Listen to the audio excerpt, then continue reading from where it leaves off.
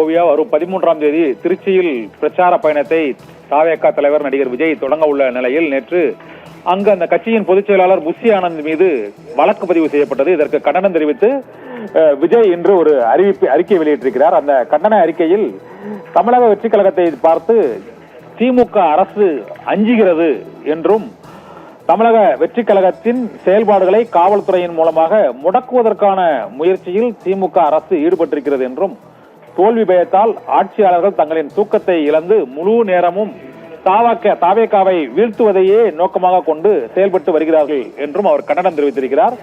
மேலும் திமுக அரசின் பழிவாங்கும் நடவடிக்கைகளை வன்மையாக கண்டிக்கிறேன் என்றும், புஷி ஆனந்த் மீது மற்றும் தாவேகா கட்சியின் நிர்வாகிகள் மீதும் பதியப்பட்ட வழக்குகளை திரும்ப பெற வேண்டும் என்றும் தமிழக வெற்றி கழகத்தின் தலைவரும் நடிகருமான விஜய் வெளியிட்டுள்ள கண்டன அறிக்கையில் தெரிவித்திருக்கிறார்.